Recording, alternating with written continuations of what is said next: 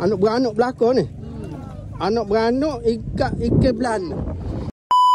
Habis hari ni di Patah Sabok, dekat dengan retok Patah Sabok ni, tengok ada orang duduk ikan belanuk.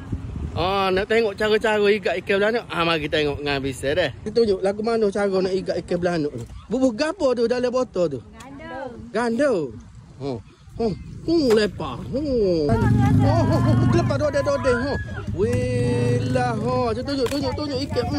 Lepas dode. Bubuh dalam belti. Bubuh dalam gapo? Le botol. Ni ada pulak ni. Ni pulak. Sokornya meriah molek weh lah. Ni dulu. Tengok.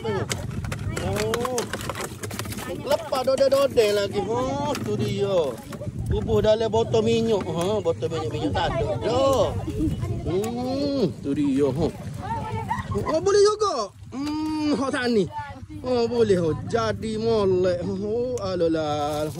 Kita tunjuk ikan lagu mana ikan belanuk. Takut orang tak kenal ikan belanuk lagu mana. Kita tunjuk. Boleh ke? Lama gelepas pula jatuh le sungai. Letih. Gelepas. Apa seluk selipas. Gelepas dondan. Itu dia. Mula-mula basuh dulu. Ambil air. Lepas tu bubur gandum tu. Gandum ikutlah cap gapo ni. Boleh belakang. Gandum Malaysia. Bubur air. Lepas tu acung lepas. Lagu tu je cara dia ni. Tak ada pakai upet gapo dia ni. Ada dia. Moci kita ni tengok ni. Kuh besar kita ni. Tu dia. Bakar. Dia tengok wacik kita ni boleh juga ni.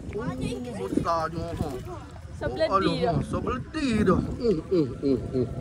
Allah sukarnya lah tengok. Habis anak beranak ikan belanuk. Memancing ikan belanuk di Patah Sabok. Tu dia.